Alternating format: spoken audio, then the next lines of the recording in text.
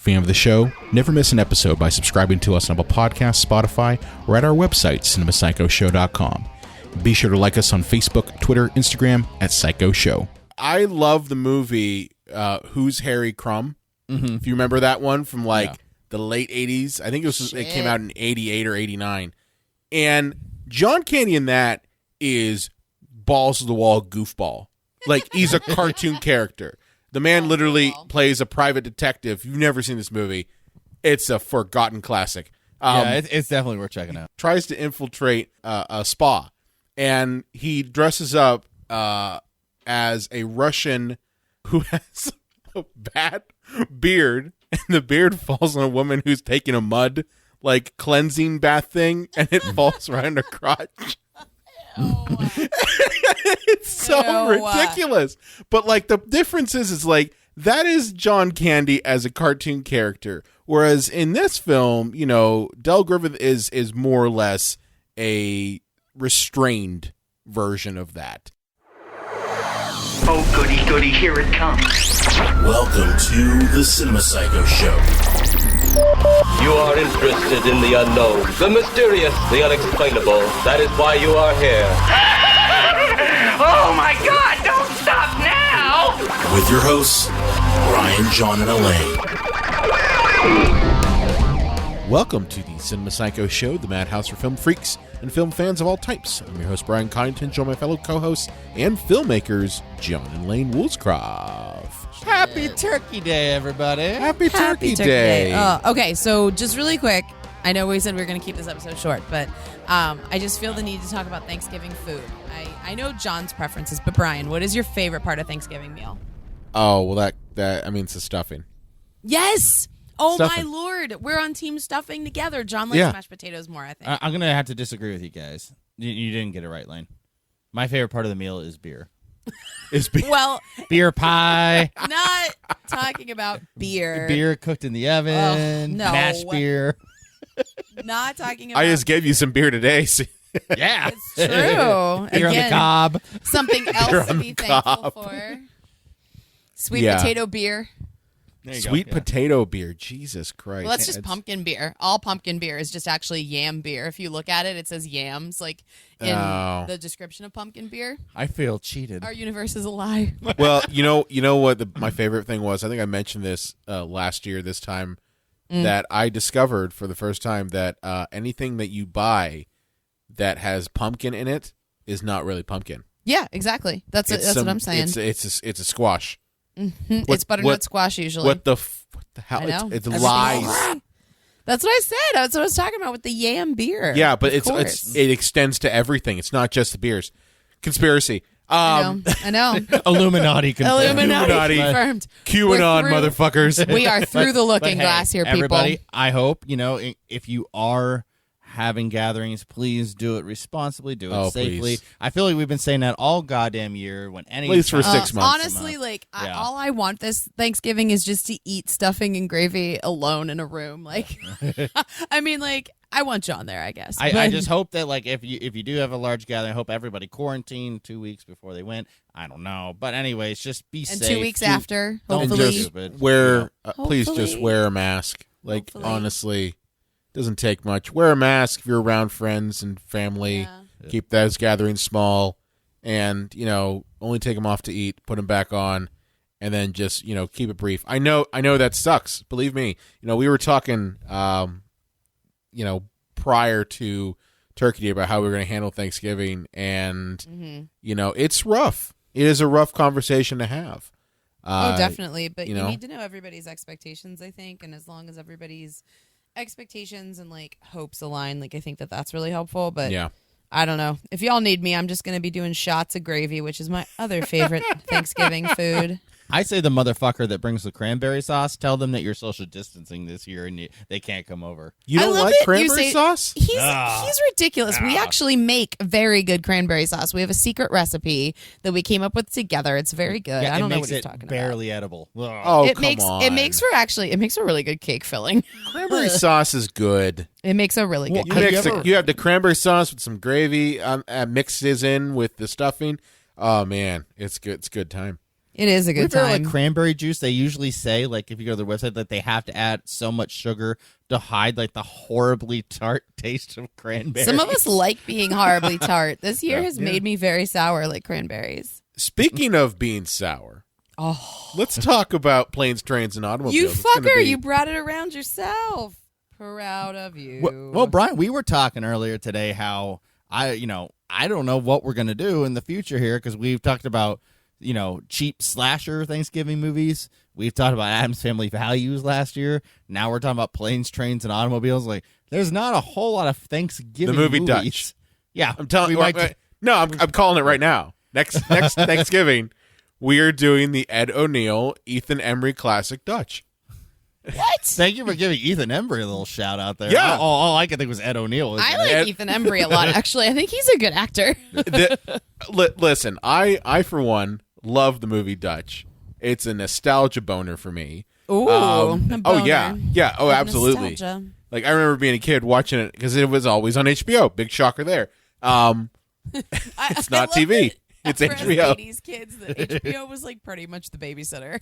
It was either HBO, and then when you got older, it became Cinemax was the babysitter, and the babysitter was at 11 o'clock at night. And the babysitter Fridays was extremely dirty.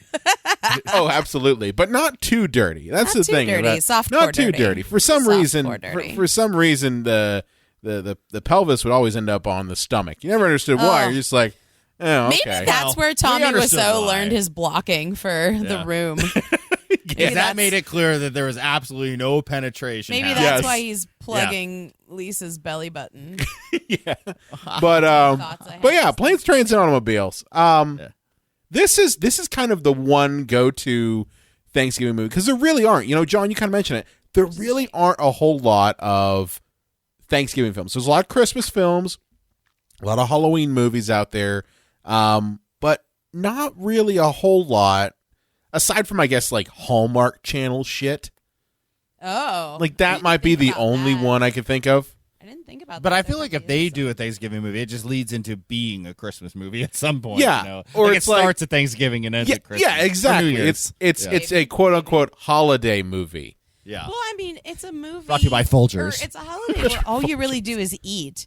Yeah. Honestly, Thanksgiving, kind of awesome. I wish we could make it Halloween Part 2 and have the feast still, but everything's still spooky. That would be good. I think I'd be down for that. Yeah. I also think, too, the one problem that you have with quote-unquote Thanksgiving movies is that Thanksgiving is only a holiday for America. I mean, that's never stopped America's Django. No, but if you think about it, Christmas is celebrated everywhere. It's not like one particular holiday that's celebrated by only one particular country. Yeah, because Canadians have their own Thanksgiving weekend, and it's in October. So. But hey, let's screw it up, buddy. We got it wrong, guy. I got it wrong guy.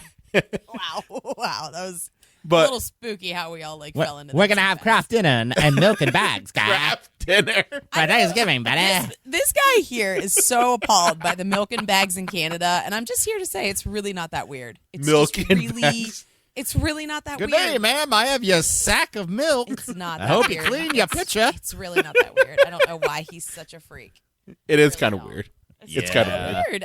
You guys, have you ever been in someone's home in Canada where they have the milk in a bag? No. It's really not that weird. I've only been to Canada 3 times. I went to Niagara. Home. That was it. Okay. Yeah. So my whole family's from there, and my grandmother had fucking milk in a fucking bag in a pitcher in the fridge, and it really wasn't a big deal, y'all. It was fine. It's still weird. It was so fine. It's like your milk's a Capri Sun. I don't like it. You guys don't even know. It was totally fine. But I really believe that I think Thanksgiving is hard to market outside of Well, what's the freaking America. movie going to be about? Thanksgiving takes place at a table. If you look at the tenements of filmmaking, it would just be a bunch of conversations. It's a day of sitting, eating, and drinking. Honestly, the movie The Family Stone reminds me that it should be a Thanksgiving movie. I think that's the only thing that would make that movie more painful. But it seems like that movie could have almost taken place at Thanksgiving. Yeah. Because it's just all in the house and it's one setting and all of that. Yeah. I just personally think that the holiday Thanksgiving is so centric to America that it's hard to kind of translate a movie that's specifically for that holiday for their countries. Halloween, you can do it. Christmas, you can do it. But it just seems like Thanksgiving's kind of that difficult one. We don't like to talk about what we did after Thanksgiving in America. Murder. Rape and pillage. I think also it's just kind of a boring holiday. Everybody eats and then they fart and then they go to sleep. Like, what the fuck? And then the day after you start the second holiday, which is massive consumerism. Oh my God, John and I get our Christmas tree on Black Friday every year. I was going to say mass consumerism, but okay. Shop till you drop. Oh my God, so creepy. I thought you were going to do Shop Till You Freak at the Spooky Boutique. I was so excited. Anyway, yeah, I mean, honestly, Thanksgiving is just Christmas part 1 at this point. It is. It's what it's become. I like calling November stuffing month because that's all I want to eat. I don't think Thanksgiving has really started until that fat ass old man with his gray beard just starts waving to me in the Macy's Thanksgiving Day Parade. Which he won't be there this year, unfortunately. No, because of the vid. In the street. Santa got the Rona. Who freaking knows, guys? Yeah. All right, so let's start diving into this movie. So this particular movie, this is interesting. It's interesting because John Hughes, up to this time, because this movie came out in '87, was really only known for his teen comedy films. Rich kids with problems. No, literally, yes. I just was like, this is, before we started recording, I was like, this is his only movie that isn't about a bunch of brats. But this is his first one. Yeah. It's and his only movie. I will say this about a bunch of shitheads. I will say that out of the movies he's directed, this is my favorite film that he's done. Now, if you were looking at him just as a writer, because there's quite a bit out there, then obviously it's National Lampoon's Christmas Vacation. No, I knew you were going to say that. That's the greatest movie of all time. But no, in terms of his directing work, as anybody knows, I am not exactly a big John Hughes fan. Well, I don't think any of us are. I mean, I don't think that the guy can go in fuck his himself. films are really well, he's dead. Yeah. So he can't really do that now. Yeah, I know you're not supposed to speak ill of the dead or whatever. I mean, I do about, Roger Ebert, but I mean, I'm a horrible person. Because so you're there you go. Man. If I had the powers, I would bring him back to life, tell him to go fuck himself, and then suffocate him one more time. Wow! Holy shit! He had died of a heart attack. He didn't suffocate. Well, I mean, I don't think I can give him another heart attack when I bring him back. The easiest thing will just be close. I'll be honest with you. For me, I think my favorite John Hughes film is Weird Science. Oh yeah, that one's fun. I don't know. Oh yeah, I love Weird Science. It's crazy. It's a crazy from my heart movie. And from my hands, why can't people understand my intentions? Okay. Yeah. Anyway, we're getting wildly off track. I feel like our last couple of episodes have just been a little meandering. We're talking about John Hughes. We're losing our minds. Here. We're still on track. Slowly. But yeah, this is like an adult shift for John Hughes, which is weird because after this, he goes to Home Alone, but then he goes to National Lampoon's Christmas Vacation, which is slapstick adult. Wait, Christmas Vacation? Yeah. In terms of writing, yeah. What is that? When did that movie come out? 89. This is 2 years after this movie. Okay, so wait, no. So he did that first, and then Home Alone came out in the 90s. You said that. 1990, yeah. Yeah, but you said it. I mean, you said it out of order, and it ruined my life. So I was confused. Brian? You said then he did Home Alone, and then he did National Lampoon's. That's what you said. I was there. Yeah, I think you might have. All right, well, I meant he did those films. It's they 10 were in o'clock production at night. At the same time. Listen, it's 10 o'clock at night. If John misspoke, it happens. It's and fine. all I want is stuffing. I'm checked out already. And then he directed Citizen Kane, and he was the star of Good, Bad, and the Ugly. Oh, my God. No, but yeah, so, I mean, I don't think it's a big surprise. Like, none of us are a huge fan of the breadth of this dude's work in general, just because a lot of it is unrelatable. Yeah. But this movie, a little bit more for, the everyman. I mean, does this film work because of the sweet, sweet candy? I think there's a couple levels. I feel like it could almost not work because of him, though, too. It's kind of both. Are you? Well, don't you talk bad about John Candy? I'm not talking bad about him. I'm talking when we get to talking, I'll be talking about the writing. Well, Brian, what are the levels? So I think that there are this movie. I mentioned this before we started recording that I watched this movie and I thought it was tame compared to most of these quote-unquote road comedy films. Like I immediately realized like, oh, the movie Due Date totally ripped off this film. Yeah, well, I mean, this was oh an my early... God. Yeah, with Iron Man and Galifianakis. But I love Due Date. Like, I actually like that movie. This is an early entree into that sort of film, I would say. Like, it's certainly not the first road trip movie ever, but it's like one of the early disaster road trip ones, I would say. Because I'm an asshole, and my favorite is, what is it, Just Married? When Murphy and Ashton Kutcher in Europe. Yeah. I haven't seen that movie in a long time. The Thunder Stick. Wait, Dude, Where's My Vegas? Hold up, but I did love that movie back in the day. And Brittany Murphy, all right, miss you. But I do think that this has a couple different levels. One, it works on kind of that overarching slapstick comedy thing, and that's pretty much where you do have two comedians that truthfully are legends. You know, Steve Martin is a legend. Dude can do no wrong, Steve Martin. Yeah. And John Candy, you know, God rest his soul, was a legend he was so funny. At comedy. So, like, getting these two comedians, one, for Steve Martin to do his everyday thing, which is playing the straight man who loses his mind. Every movie that I've seen... frazzled man. Yeah. The straight, frazzled man who's slowly losing his shit. Like, that is his wheelhouse. And it's weird because I feel like he's better than that. I'm so sorry to cut you off. I know, you're fine. I just feel like his comedic chops are so strong, but we see him play this a lot. Like, that's definitely his character in Father of the Bride. Like, well, it's not always his character. I mean, it's not always, but we often see it that way, and I just think it's a shame. He's a lot like Chevy Chase in the sense that he's a good enough looking guy that he can play two characters: the guy who has no idea what's going on, or the guy who knows more than anybody else. And that's exactly true. like Chevy. Chevy's either Fletch or he's Clark Griswold. And and Steve Martin's either the jerk or he's the straight guy in something like this. So he has like either the goof nugget or the like guy who like bad shit is happening to him. Right. It's true. But then I think you've got John Candy who comes into this. And what I felt about this was that John Candy serves as almost the heart of the film, while at the same time also being the normal goofiness of him. But he's also not cartoon level goofy. Like, I love the movie Who's Harry Crumb? Mm-hmm. If you remember that one from the late 80s. I think it came out in 88 or 89. And John Candy in that is balls to the wall goofball. Like, he's a cartoon character. The man literally plays a private detective. You've never seen this movie. It's a forgotten classic. It's definitely worth checking out. It is totally like the when he's at he tries to infiltrate a spa, and he dresses up as a Russian who has a bad beard, and the beard falls on a woman who's taking a mud like cleansing bath thing, and it falls right in her crotch. It's so ridiculous. But like the difference is like that is John Candy as a cartoon character, whereas in this film, Del Griffith is more or less a restrained version of that.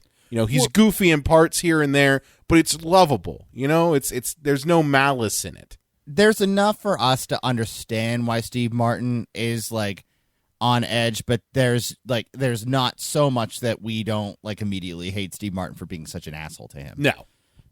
Yeah, and I think that that's the balance. Like, you can't have Candy be too much, and Steve Martin can't be too big of a dick, because it's like a very delicate dance, right? Yeah. To make them both as likable as possible. And it's dicey. There's a couple times where I'm like, I want to strangle you, like to both of them for different reasons. But one thing I will say is that not all of the comedy in this ages super well. No. And nothing, as John always says, nothing ages faster than comedy. But I think it is worth mentioning, like, once we get there, that some of these scenes, like, I'm sure we're uproariously funny in the late 80s, but like we know way better now. So yeah. Just to finish out my point, though, that other layer that I mentioned. Oh, that's right. There were layers. He is chopping an onion, Elaine. How dare you? Is it for the it's stuffing? okay. It's cool. It's cool. Is the onion for the stuffing? I'm so hungry. Of course, it is always for the stuffing. But anyway, the last final layer of this is this idea of the kind of heartwarming family aspects of the film. Steve Martin is someone who takes his family for granted, and Del Griffith, John Candy's character, it wishes that he had a family like Steve Martin has. And you could see that, and that's those parts where you do kind of break from the comedy. If you're expecting something that's kind of over the top ridiculous, and you get kind of these like heartwarming moments, like there are some seriously heartwarming moments in this movie, that you might not kind of imagine would come from a comedy film. Mm-hmm. That's what I think was missing kind of from the movie Due Date, which they tried to do it, but they weren't as successful as this film was. It's funny with that two kind of like pronged approach to it, Brian. I'm kind of reminded of our episode that we did on comedy horror. Yeah. And I remember I mentioned wanting to see a couple of movies when we recorded that, and I've seen them since. Mm-hmm. So John and I watched The Final Girls in October. Was it good? And it was really weird. Like the concept's really like, it's high concept, but also, and then in the Happy Death Day series, you have like a funny horror movie, but at the heart of both of these movies, a main female character's lost their mom, and I bawled during both of those movies because you have those moments, and I think that movies are often better for tapping into those parts of feeling and like humanity and whatnot. No, I definitely get you. Well, there's two prongs with John Hughes. You either get, the cynical, like, harsh look at what it's like to be a rich person, only having a Maserati kid. Instead of a Rolls Royce. Yeah. Or, you get heartwarming John Hughes, like Home Alone, this movie, where, everything ends and you're like, got a little tear in your eye. You're like, I should really call my dad. Oh, wait, it's dead. God damn it. Was that for us? No, I just meant in general. Oh, because John and I make mean for you guys. Because John and I are horrible people and we make dead dad jokes, so I didn't know what we were doing. I'm down for a dead dad joke if we must. Hey Lane. No. Hey Lane. Yeah. Knock knock. Who's there? Not your dad. Oh, man. Your mom doesn't listen to this podcast, does she, Lane? Neither of the moms do. Okay, good. I don't think my mom would be that mad. I don't think. You could hear an earful during Thanksgiving.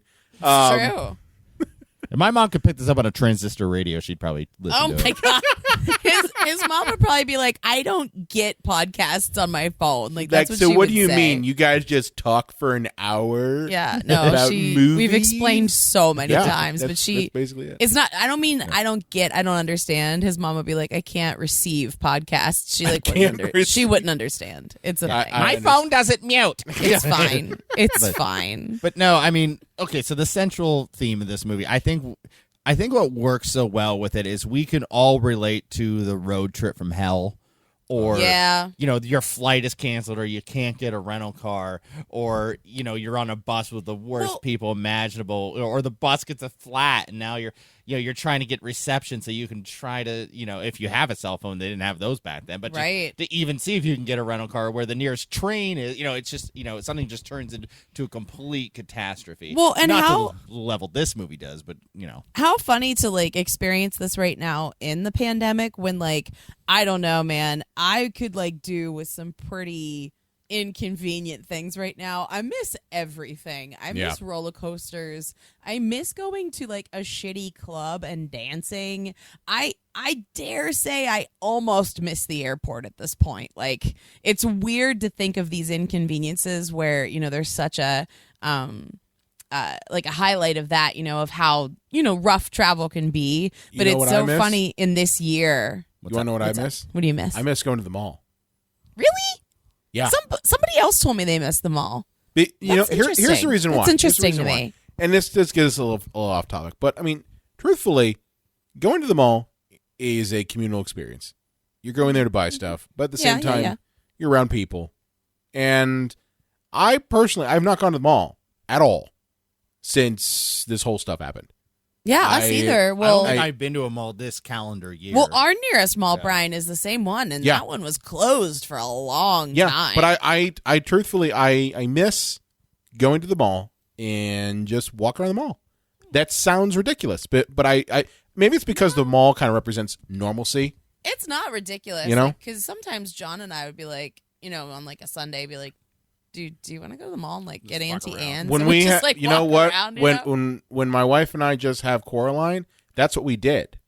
We would just go to Target and go to the mall and walk around the mall, hang out, and that was it.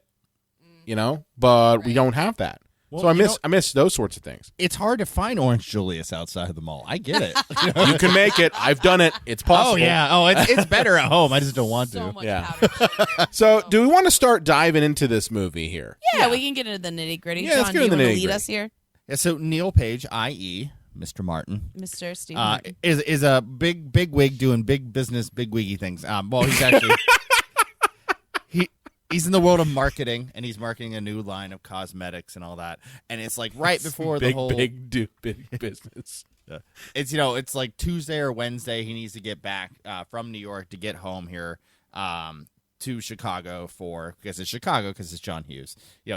Stephen King, Maine, John Hughes, Chicago. It actually is pretty true.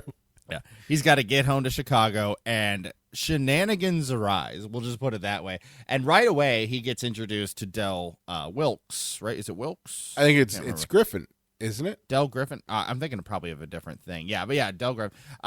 John Candy, because he tries to get a cab, and of course, like, at the last minute in rush hour, and John Candy, like, nabs his cab.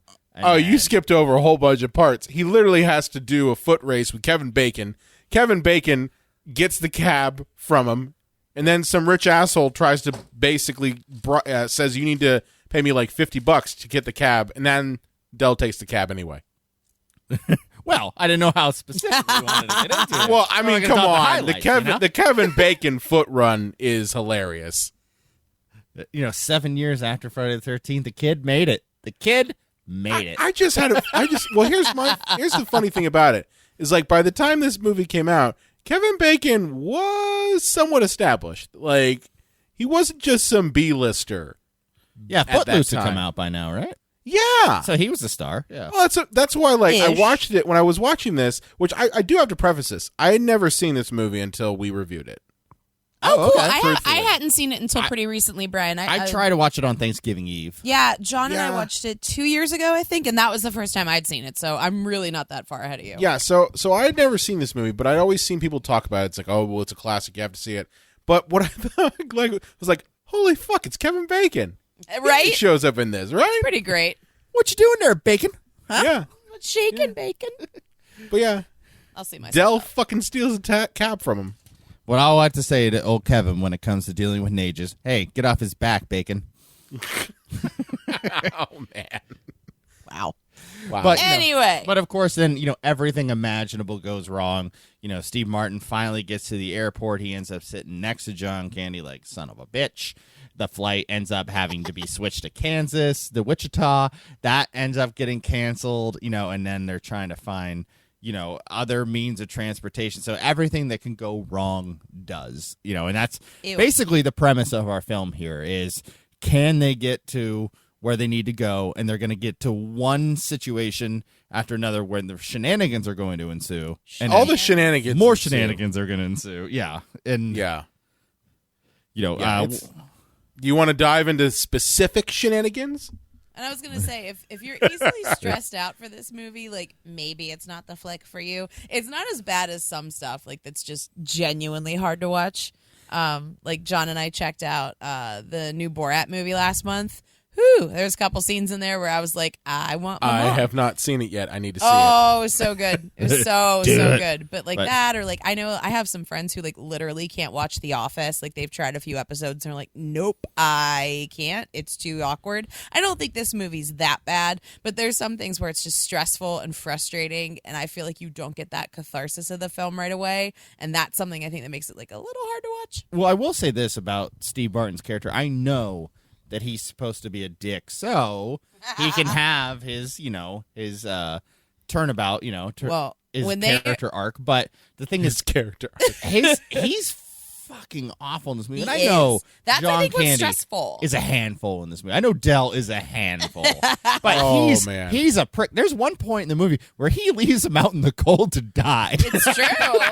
He's a heartless bastard, man. John Candy's just in the car being like, well, I guess I'm going to freeze to death. Oh, and by the way, I should mention that car has been lit on fire. So it's just the remains. It is. It's like the skeleton. It's like Mad Max. Oh my god. Okay, so we obviously have to fill in some blanks here. So they end up in a hotel room together because there's no flights, there's no rental cars, and they end up having to share a room because there's no vacancies in this town. And a bed. I ran into something like this. I was on a business trip.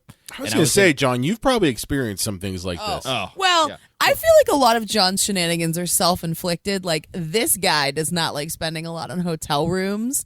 I am the king of the $40 hotel. He really is. Everybody at work makes fun of him. I check the mattress for bed bugs. If there's no bed bugs, we're good to go. And you know why he checks the mattress for bed bugs, Brian? Because he got bed bugs once at one of these fucking hotels. Dude, anyway.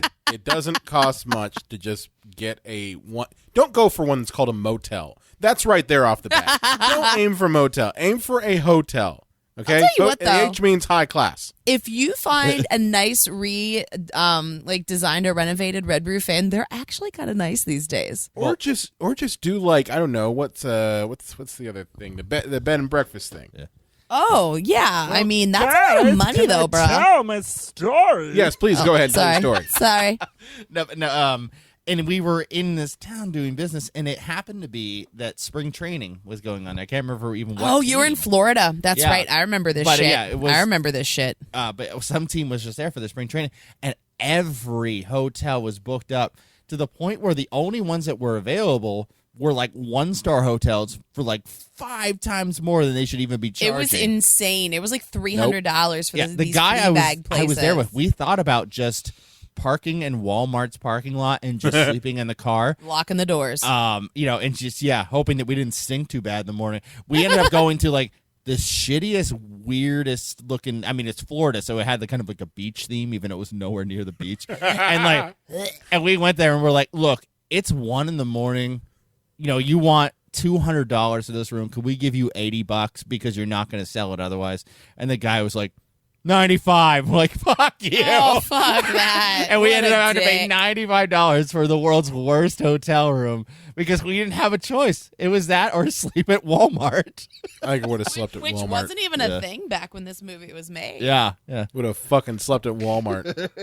Dude, I'm sorry. Those 1-star hotels, there is so much jizz and blood. Ew! Oh, why did you have to go I mean, there's jizz and blood at every hotel, though. I mean, No, but the amount that you can wash the sheets, but the blacklight's still picking it up. the ratio is just too high for my blood. I'm sorry, I can't handle it. You can That's an dry clean 80 until that's Judgment an Day. 80-20. That's an 80-20. You I can are do living- a 50-50. You're living with those stains.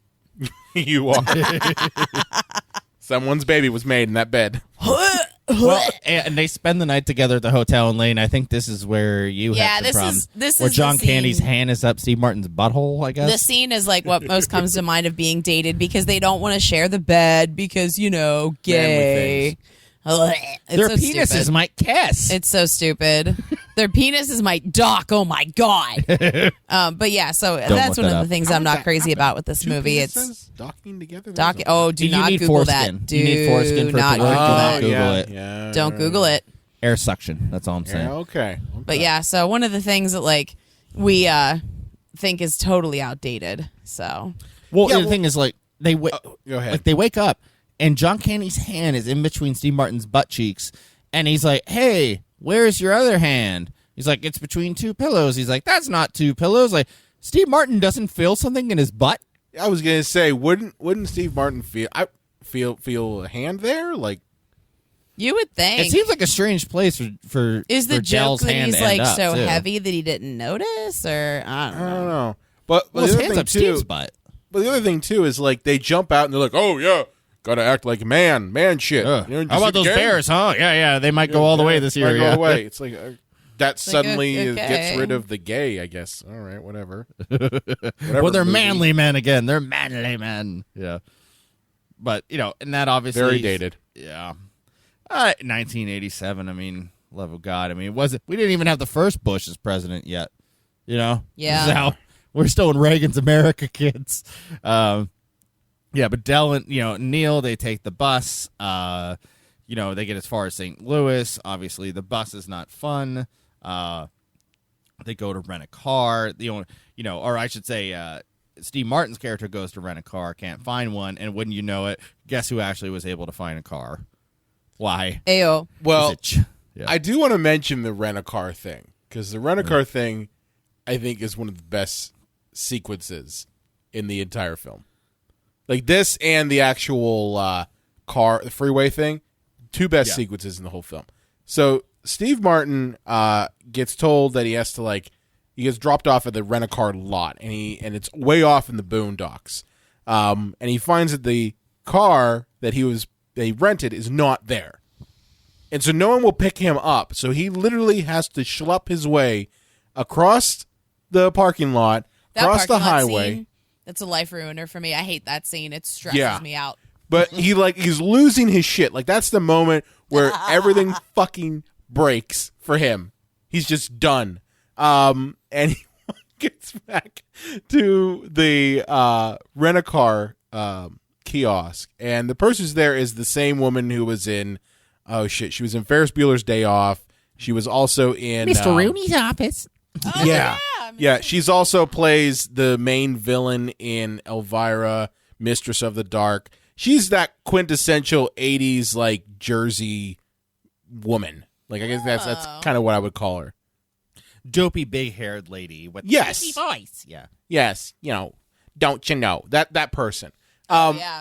So she's on the phone talking about Thanksgiving dinner and shit like that, and Steve Martin's I fucking had it. So he lays into her, and in the entire movie, there is not one single fuck uttered in the entire movie. There's not much cursing in general. But this movie itself, not realistic. It's got 1 minute of nothing but, I think I was looking at, I think it's 18 to 19 F-bombs dropped. They spent in them a all single one minute. Fucking place. dealing with me with this fucking rental car. I just want a fucking car. Yeah. And the thing is, good on them for getting an R rating, I am assuming, for this. Well, back then, would it have been? Well, let me double check this. I mean, it has to be because you can't get that. Yeah, it was. Okay. It was R. Yeah, and this movie gets an R rating because of 18 F-bombs. That seems insane to me. But good for them for not changing that, because this also fucks up this being shown on TV. Because how do you even edit this scene for television? It's true. I don't know. You I can't. feel like if you bleeped them all out, it'd be even funnier. Because you guys know I love to swear. I don't mean to, but I love it. And anyone who's No listening to fucking this, way you like to swear. And anyone's listening to this show for 5 seconds knows. I mean, anyone who's in my life knows. But I think that bleeped out F-bombs are so much funnier. I'll get mad if I find uncensored versions of South Park because they're little voices and then the beeping when it's F-bombs. I don't know, man. It just giggles me out. Have you I ever, think bleeps are so funny. Lane, have you ever seen the TV cut of Scarface? Oh, wait, Brian, I got it. Where'd you get that scar, tough guy? Eating pineapple. How do you get a scar like not eating pineapple, man?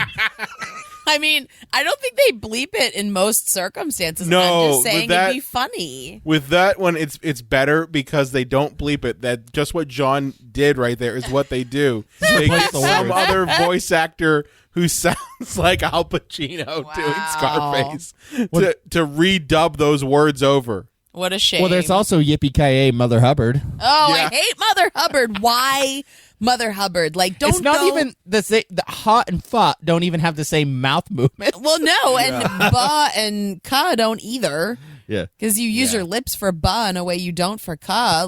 Come on. Yeah, but maybe bleeding goat noises in front of the actual F-bombs. I'm telling you, they should just let something else happen. But I mean, not only did this force this movie to have an R rating, which takes away a huge chunk of the audience, but then also, like I said, it's near impossible to show on television.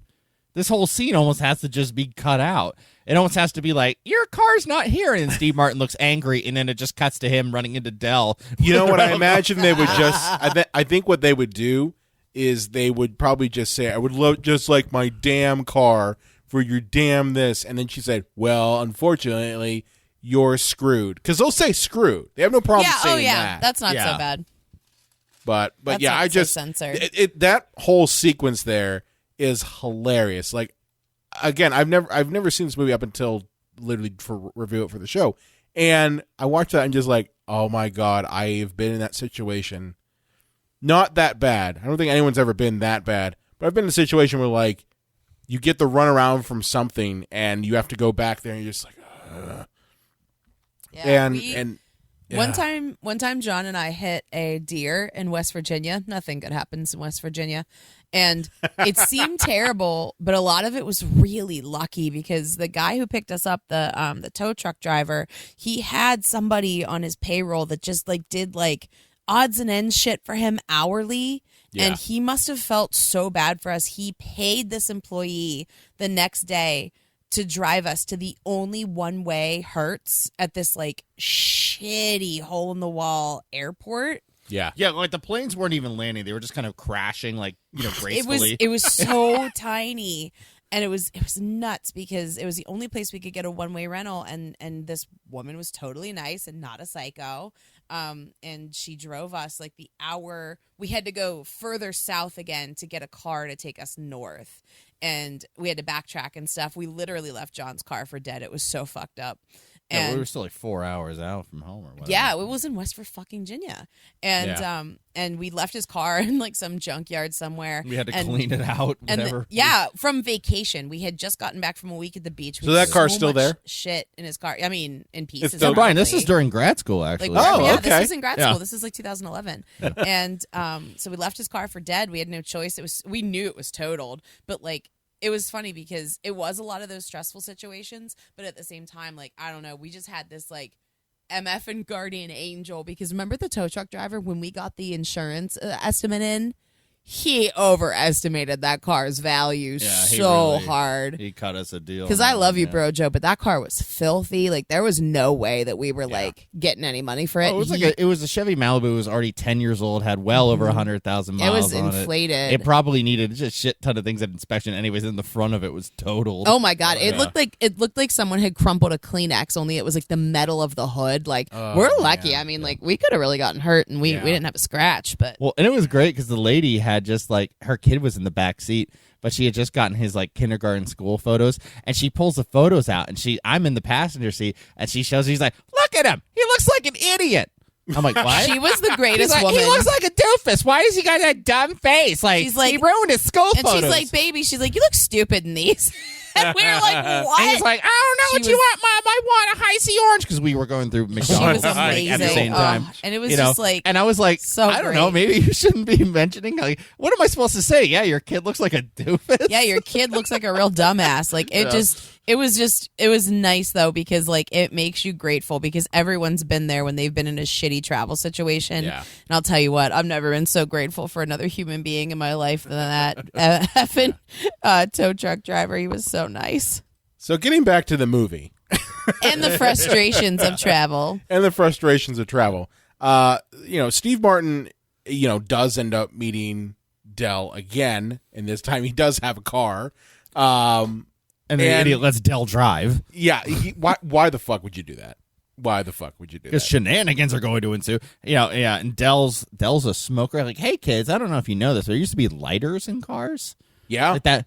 Oh, it wasn't that part where you like the plug-in place for your phone. Yeah, that used to be a cigarette thing, and Dell ends up getting sleepy, going the wrong way down a fucking highway, ends up burning his booze. Sets the car on fire. I'm sorry, burning his what? Booze. And then the car catches fire and explodes. Yeah. Well, not only that, it's nuts. Not only that, like he's going the wrong way in the freeway. And he doesn't realize why people are in the other lane are screaming at him. Because there's literally another car that's going the exact same way saying, "You're on the wrong lane!" And he's just like, "Oh, what the hell's going on over there?" "Oh, nothing." Jerks. And sure enough, 2 Mack trucks coming right at him. And he manages to glide right between them. The whole sides of the car are getting smashed and sparks are everywhere. This is also when you get one of the best comedic gags in this movie, which is that both Steve Martin and John Candy turn into skeletons. And then Steve Martin looks over and he sees John Candy turn into the fucking devil. What is it with John Hughes and people turning into skeletons? Like this is Home Alone 2 shit here. Yeah. Well, it's a great comedic gag.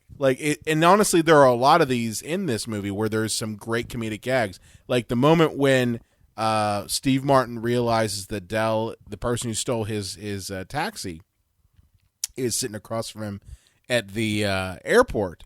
You actually see Dell's face framed in the front of a cab, which means they actually had to set up like a piece of the cab door and have Dell's face there. Again, it's a great comedic gag. Yeah. And this movie has a lot of those.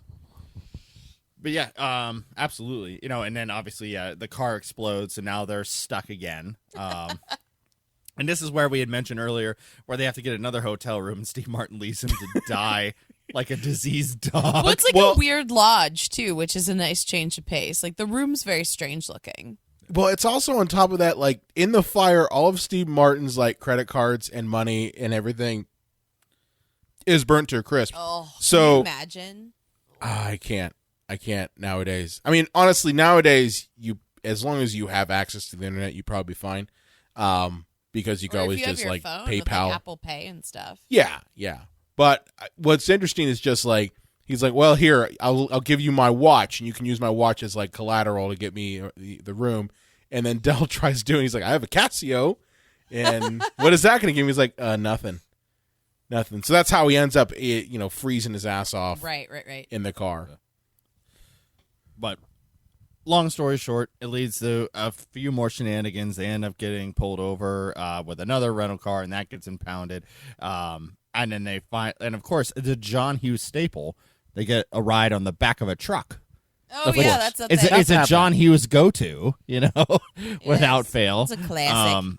But, and eventually they're able to finally take a train. They get to Chicago. And something we didn't mention at the beginning of this movie is Dell has mentioned he has not been home in 8 years, and he has a giant, not a suitcase, but almost like Lane. What is the name of those things? You have a pink one for like some of your winter clothes. Trunk. Yeah, big trunk. Yeah, that's. I don't know why that word wouldn't come to me, but yeah, like almost like all of his possessions are in it.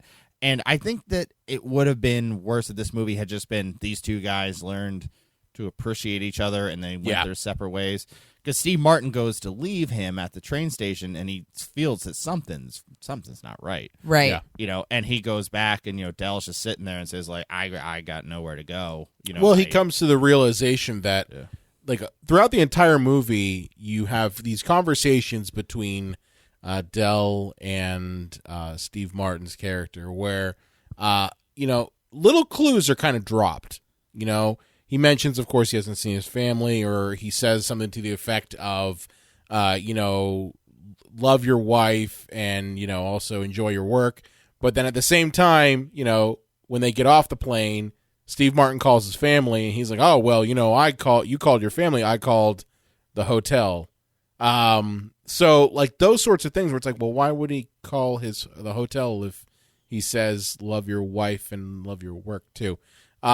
So, like, there's little hints dropped throughout the entire movie, and they all culminate at the end when Steve Martin's on the train ride back to his own family, and he realizes that, maybe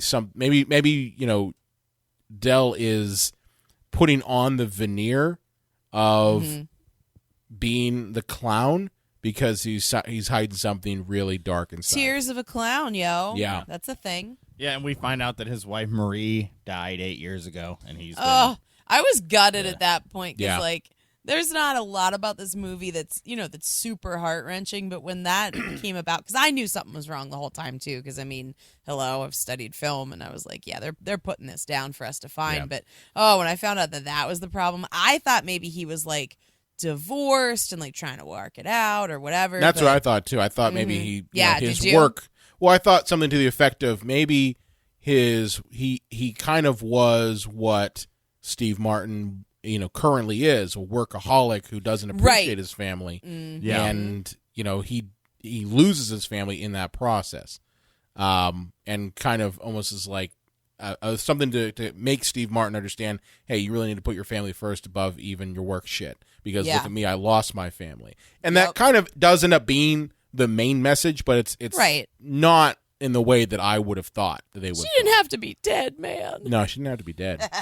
Nah. But, I mean, obviously it makes sense because Steve has to, like, come full circle here and be like, hey, we've been through a lot, but you're a good dude. And if we survive this together, we can survive you coming to, share a meal with me and my family. And, invites John Candy, i.e. Dal here to come and have Thanksgiving with his family. And weirdly, like, for as much of a prick as Steve Martin is, his family are, like, the most delightful people. Right, everyone's lovely. And they're immediately accepting of him. I mean, John Candy's character at the end of the movie almost has a tear in his eye, and it leaves you almost with like a tear in your eye, and that once again, oh man, I gotta call my dad. Yeah, I that's really true. need to talk to my mom today. And like, I don't know, talk to dad.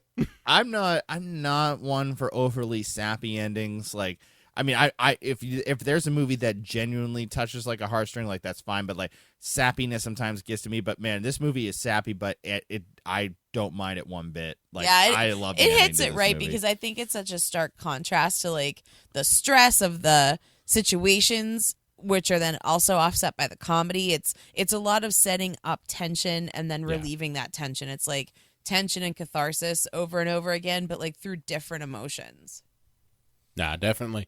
I mean, it's a payoff, right? Like, it is a perfect payoff for a film like this. The road movies especially, they always have to have a payoff. Even Due Date has a payoff where, Iron Man gets to see his kid being born and that sort of thing. Can y'all stop calling him Iron Man and call the him man is Iron Man. Tony Stark. Downey? Tony Stark. Yeah. Yeah, we'll call him Tony Stark.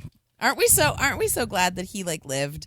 Because like when he made Due Date, he probably was still on the drugs. Oh no, he wasn't. Was he clean for Due Date? Oh yeah, he had just finished Iron Man. That was his post Iron Man movie.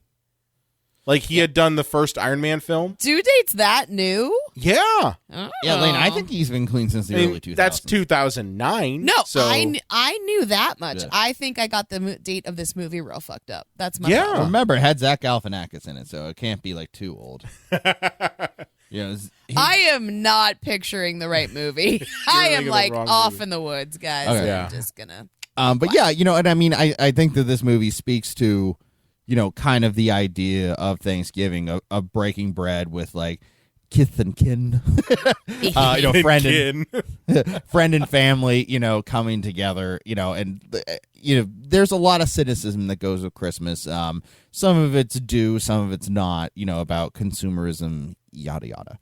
But Thanksgiving really is about coming together with loved ones to share a meal, and there's something beautiful about that. And I mean, let's not talk about some of the history behind the history of Thanksgiving and just focus on what the positive is now. I wish it commemorated something else. But this film does speak to that, and I mean, I'm sure they didn't intend for it to be a Thanksgiving movie. I'm sure they said, like, we want a road trip movie and the husband has to get home to the family. And John Hughes went, great. And he said, what the hell would he need to get home to the family for? Thanksgiving. Yeah. Arbor Day. Wait, no, that's no good. Thanksgiving, yeah. So, yeah, but, and I think that probably the ending to the film was kind of in part played off because of what Thanksgiving means about, people coming together and, breaking bread. So it's a lovely film. It is a lovely film. Again, a little dated. It's a little dated. But it's also, I would say, it strikes a nice balance between, say, annoying comedic films and not funny films. Like this movie, it's that nice balance. It's the same way that Christmas Vacation is a perfect, like, holiday comedic film. Best film ever. It's not. I don't think it's nearly as quotable as Christmas Vacation. Oh, not even close. Nothing is. The shitter's full. Honey, you check our shitters. But I just think that Planes, Trains, and Automobiles, it strikes a nice balance between being a kind of wholesome holiday film while at the same time having enough comedic elements in there to keep you entertained. Yeah. Totally. He hadn't gone full Home Alone or full Baby's Day Out yet. Oh man, I forgot. I forgot he did Baby's Day Out. I saw that. Out of here with Want to that know something funny? I saw that movie in the theater. What? Oh wow! Yeah. When you were 8? Yes, when I was 8, and I thought it was great. That seems about the right age for Baby's Day Out. I thought it was fucking great. If you were like, I saw it in the theater, I was 30. I was 30. Like, Brian. Yeah. Oh yeah, 8 years old. Your prime age for Baby's Day Out. Oh yeah, yeah, and it was great. It was fucking great. That's all I'm going to say about that. John Mantegna. Joe Mantegna. Joe Mantegna. Yeah, covered in goo. Wait. That right there is a scene. He's covered in goo. Yeah. But cool. Yeah. I would say final thought on my end of it. Yeah, what's your final thought? I'm not a huge John Hughes guy, as everybody knows. You can check out the YouTube channel, cheap plug, if you want to know my feelings on 16 Candles and him in general. And but this movie, I think when he finally decided to be a grown-up and write about grown-ups instead of some creepy 38-year-old man writing about teenagers, that, you know, he hit the right notes. And I think this is before he went the other end of his career and just went too slapstick and bizarre. So I think this is, for me, this is his peak. And I mean, if you're a huge John Hughes fan and you love Breakfast Club and all that, you probably think I'm crazy saying that.